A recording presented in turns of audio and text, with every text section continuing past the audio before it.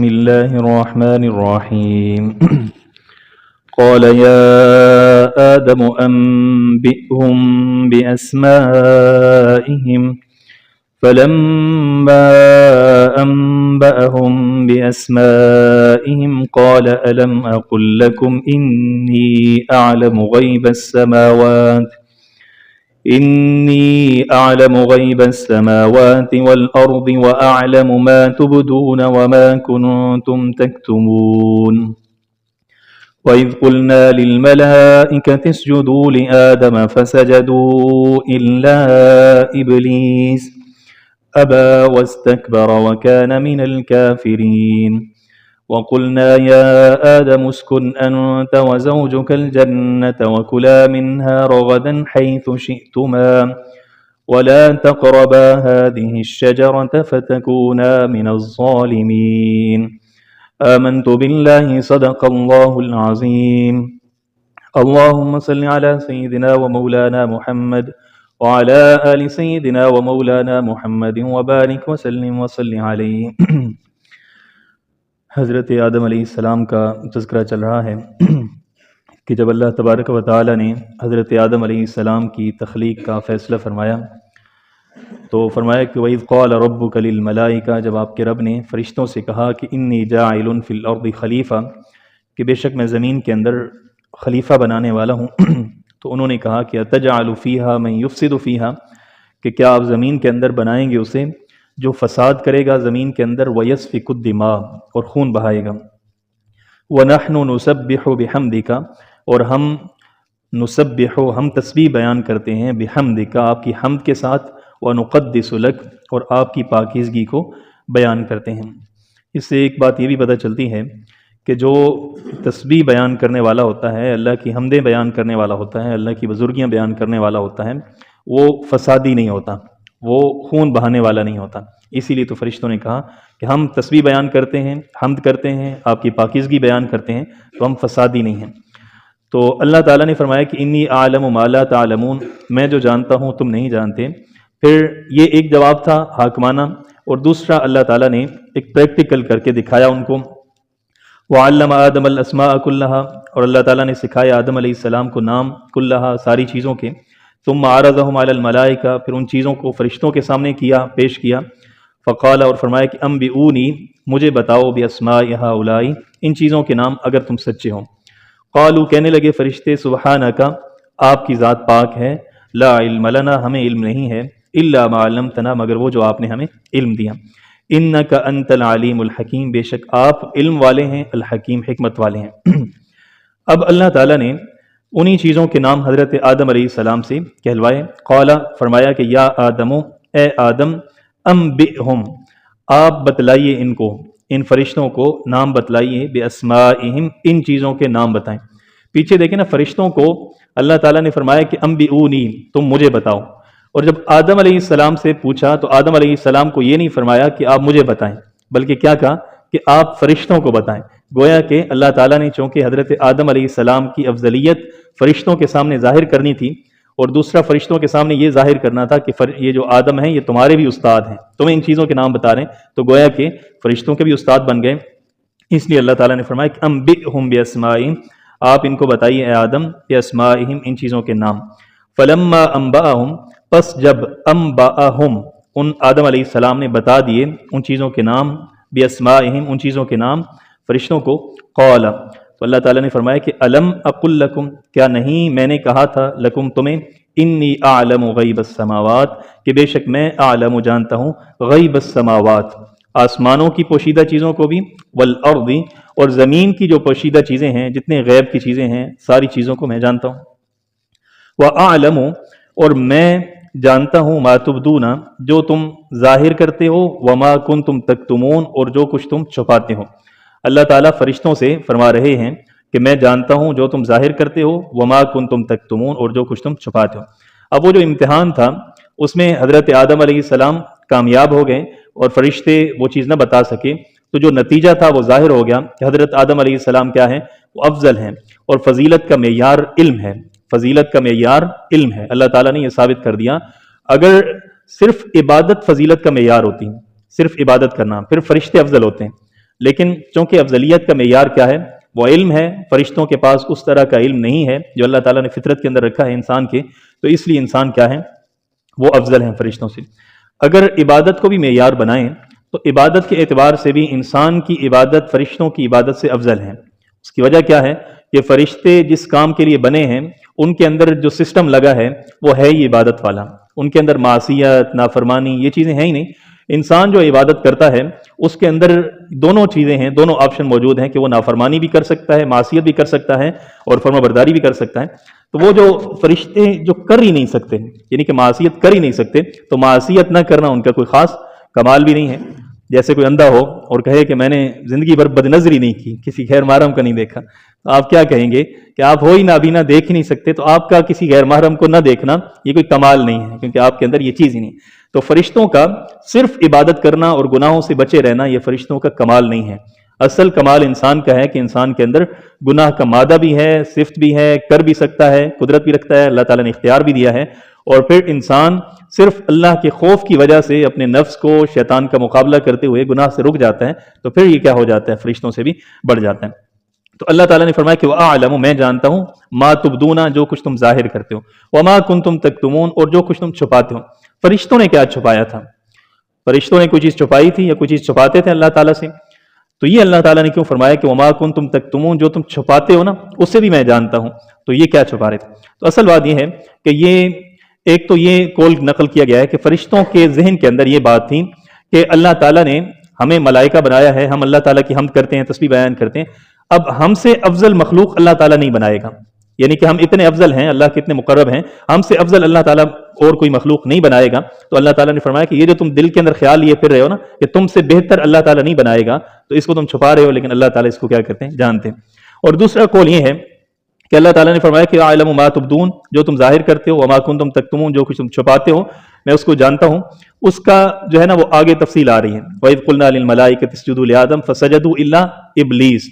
یہ جو ابلیس تھا نا، ابلیس نے جیسے ہی حضرت آدم علیہ السلام کو دیکھا تو اس کے ذہن کے اندر تو یہی تھا کہ ہم کیا ہیں؟ افضل ہے، میں تو اس کا تابع نہیں بنوں گا اور اس کو فضیلت میں تو نہیں مانوں گا. تو اللہ تعالیٰ جب خطاب کر رہے ہیں تو فرشتوں کے اندر ابلیس بھی ہے، اور ابلیس کے دل کے اندر یہ بات ہے. اللہ تعالیٰ فرماتے ہیں کہ جو کچھ تم ظاہر کر رہے ہو، فرشتوں نے تو ظاہر کر دیا، سبحانک لا علم لنا الا ما علمتنا، اپنے عجز کا، اپنی انکساری کا اعتراف کر لیا. لیکن وہ جو ابلیس کے دل کے اندر اکڑ تھی، تکبر تھا، اللہ تعالیٰ فرماتے ہیں کہ جس کو وہ چھپا رہا تھا اس کو بھی ہم کیا کرتے ہیں؟ جانتے ہیں. وما کنتم تکتمون، جو کچھ تم چھپا رہے تھے. وَإِذْ قُلْنَا لِلْمَلَائِكَةِ، اور جب ہم نے کہا لِلْمَلَائِكَةِ، فرشتوں سے، اسجدوا لآدم، سجدہ کرو، لآدم، آدم علیہ السلام. فسجدوا، پس سجدہ کیا سب نے، الا ابلیس، مگر ابلیس نے سجدہ نہ کیا. جب ظاہر ہو گیا کہ حضرت آدم علیہ السلام افضل ہیں تو پھر تم کیا کرو؟ ان کے لیے سجدہ کرو. تو سب نے سجدہ کیا، ابلیس نے سجدہ نہ کیا. پہلا سوال تو یہ پیدا ہوتا ہے کہ اللہ تعالیٰ نے فرشتوں سے کہا تو ابلیس بیچ میں کہاں سے آ گیا؟ تو یاد رکھیے گا کہ پہلے آپ صلی اللہ علیہ وسلم کی آمد سے پہلے یہ جو جنات تھے یہ آسمانوں پر جایا کرتے تھے. اور ابلیس کے بارے میں تو یہ بھی تفسیروں کے اندر آتا ہے کہ یہ بہت مقرب تھا، بہت عبادت گزار تھا، تو اس کو آمد و رفت کی اجازت تھی، یعنی کہ یہ بھی وہ فرشتوں کے ساتھ اس کا میل جول، آنا جانا وہ سارا تھا. تو جس وقت اللہ تعالیٰ نے یہ کلام فرمایا تو یہ بھی کیا تھا؟ اس مجلس کے اندر شامل تھا، اگرچہ تھا جنات میں سے، لیکن جیسے کلاس روم کے اندر جو بھی لوگ ہوتے ہیں وہ سارے کے سارے شامل ہوتے ہیں، تو اسی طرح یہ بھی ان لوگوں کے اندر موجود تھا، فرشتوں کے اندر. تو یہ بھی اس کا مخاطب تھا کہ تم بھی کیا کرو؟ سجدہ کرو. تو سب نے سجدہ کیا لیکن ابلیس نے نہ کیا، ابا واستکبر. اب یہ جو سجدہ ہے یہ کون سا سجدہ ہے؟ اس سے کیا مراد ہے سجدہ کرنے سے؟ تو ہم دیکھتے ہیں کہ سجدہ جو ہے نا یہ تو بڑی ایک مقبول عبادت ہے، بہت بڑی عبادت ہے. اور جگہ جگہ پہ ہم دیکھتے ہیں کہ اللہ تعالیٰ فرماتے ہیں کہ سجدہ صرف میرا کرنا ہے، میرے علاوہ کسی کا سجدہ نہیں کرنا. تو شریعت کا مزاج تو یہ ہے کہ اللہ کے علاوہ کسی کو سجدہ نہیں ہونا چاہیے.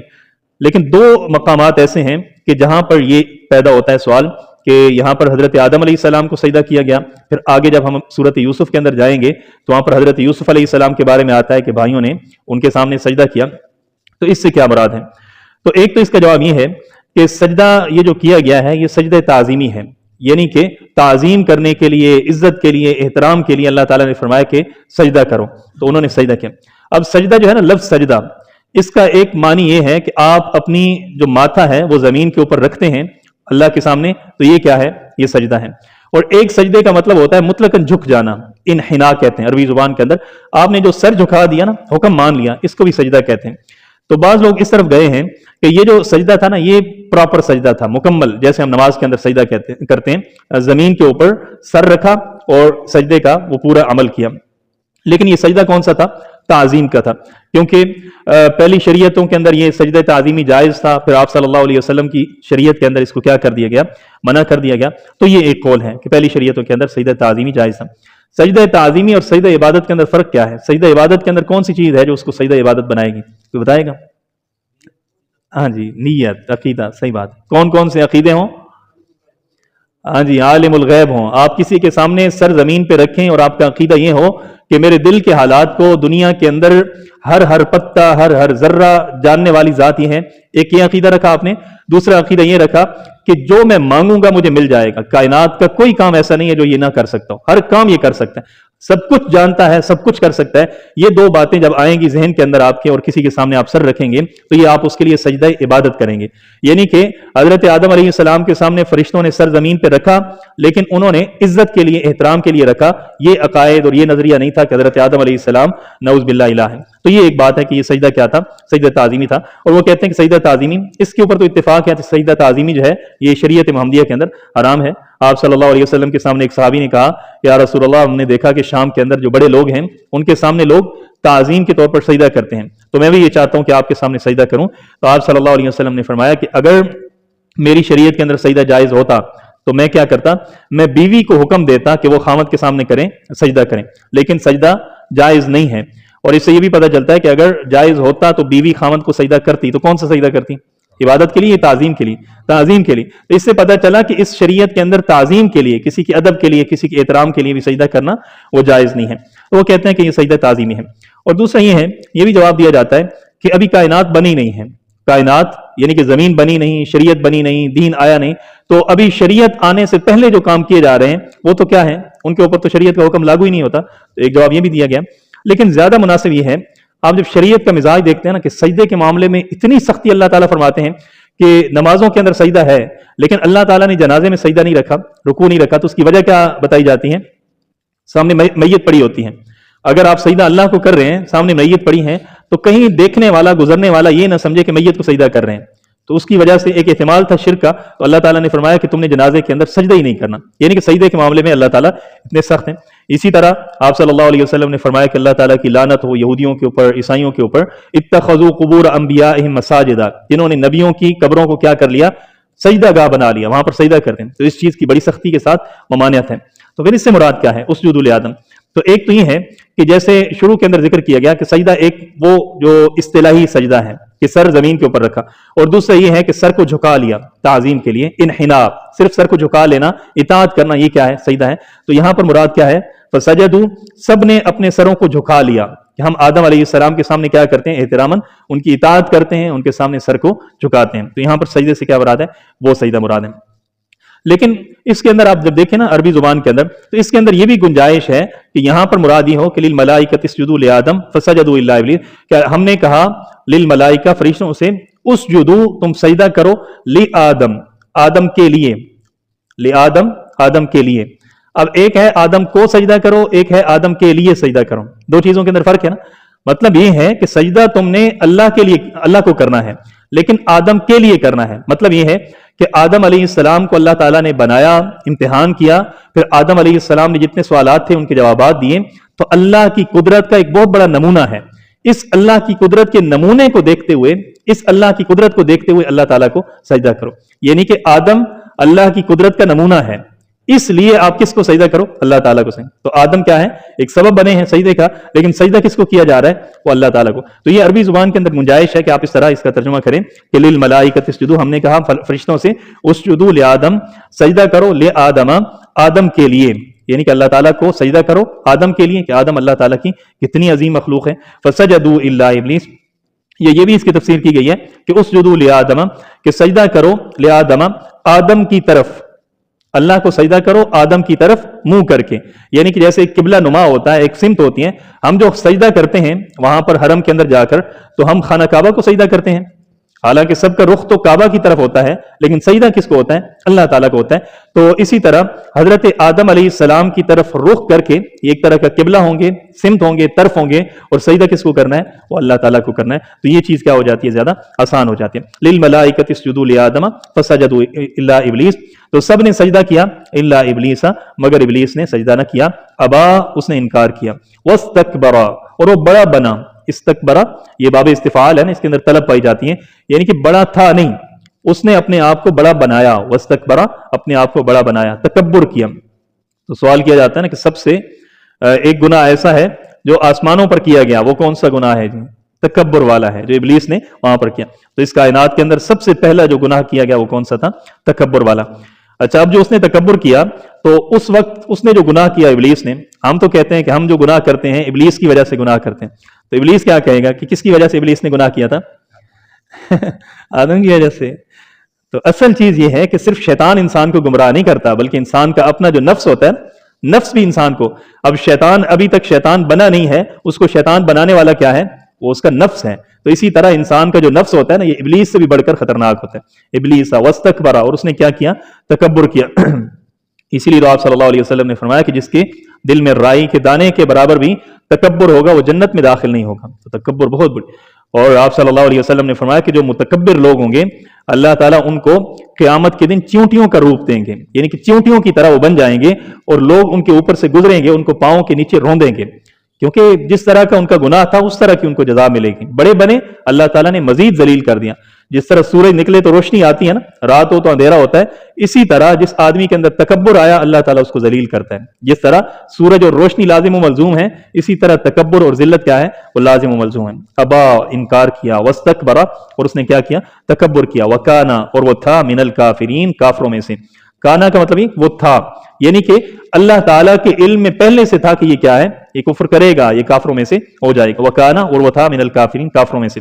اس سے یہ بھی پتہ چلتا ہے کہ ابلیس سے پہلے بھی لوگ کفر کرتے تھے۔ وہ جو جنات زمین کے اوپر رہتے تھے نا، ان کے اندر کافر بھی تھے، ان کے اندر مومن بھی تھے، اس لیے اللہ تعالیٰ نے فرمایا کہ وکانا من الکافرین، اور وہ کیا تھا؟ من الکافرین، کافروں میں سے تھا۔ وقلنا، اور ہم نے کہا، یا آدم اسکن، اے آدم اسکن۔ اللہ تعالیٰ کا انداز یہ ہوتا ہے واقعے کا کہ اللہ تعالیٰ کہیں پر واقعے کا ایک پہلو بیان کرتے ہیں، پھر کہیں پر ایک پہلو بیان کرتے ہیں، پھر کہیں پر ایک پہلو بیان کرتے ہیں۔ اب دیکھیں نا کہ اس نے انکار کیا تو کیا ہوا؟ آگے جو واقعہ آئے گا کہ اللہ تعالیٰ نے اس کو فرمایا کہ اخرج منہا فإنک رجیم، یہاں سے نکل جاؤ، تو اس کی تفصیل آگے آئے گی۔ وقلنا، اب جو آدم علیہ السلام کے ساتھ معاملہ ہوا اللہ تعالیٰ اس کا تذکرہ فرماتے ہیں۔ وقلنا، اور ہم نے کہا، یا آدم، اے آدم، اسکن، آپ سکون کریں، آپ ٹھہریں، آپ قیام کریں، انت، آپ، وزوجک، اور آپ کی بیوی، الجنت، جنت کے اندر۔ یہ جو اسکن کا لفظ ہے نا، یہ کہتے ہیں عارضی قیام کے لیے، تھوڑی دیر کے لیے اگر رکنا ہو نا، تو اگر کسی بندے نے سفر کرنا ہے تھوڑی دیر کے لیے جو رکنا ہے اس کو کیا کہتے ہیں؟ سکونت کہتے ہیں۔ تو اس لفظ سے بھی پتہ چلتا ہے کہ حضرت آدم علیہ السلام نے جنت کے اندر ہمیشہ نہیں رکنا تھا، ورنہ اللہ تعالیٰ فرماتے ہیں کہ یا آدم اخلد، اے آدم اب ہمیشہ ہمیشہ آپ کیا کریں؟ جنت کے اندر رہیں۔ ایسا نہیں فرمایا، بلکہ فرمایا کہ اس کون آپ تھوڑی دیر کے لیے یہاں پر قیام کریں، رکیں۔ انت، آپ بھی، وزوجک، اور آپ کی بیوی بھی، الجنت، جنت کے اندر۔ بیوی کہاں سے آ گئی جی؟ حضرت آدم علیہ السلام کی، تو اللہ تعالیٰ نے پیدا کر دی، یعنی کہ جنت میں داخل ہونے سے پہلے اللہ تعالیٰ نے حضرت آدم علیہ السلام کے ساتھ حضرت حوا کو بھی پیدا کر دی۔ پھر لوگ کہتے ہیں کہ کیسے پیدا کی گئی؟ یہ حضرت آدم علیہ السلام سوئے ہوئے تھے تو آنکھ کھلی تو دیکھا کہ کیا ہے؟ پہلو کے اندر حضرت حوا ہے، تو ایک پسلی سے، حضرت آدم علیہ السلام کی پسلی سے اللہ تعالیٰ نے حضرت حوا کو پیدا کیا۔ تو یاد رکھیے ایسی کوئی چیز نہیں ہے۔ حضرت حوا کی پیدائش کس طرح ہوئی ہے اس کے بارے میں کوئی قرآن و حدیث کے اندر تفصیل نہیں ہے، لوگوں نے اپنے پاس سے یہ باتیں بنائی ہوئی ہیں کہ پسلی سے پیدا ہوئی، عورت پسلی سے۔ یہ حدیث کے اندر آتا ہے، آپ صلی اللہ علیہ وسلم نے فرمایا کہ یہ عورت کیا ہے؟ ذل ایسر، یہ کیا ہے؟ ٹیڑھی پسلی ہے۔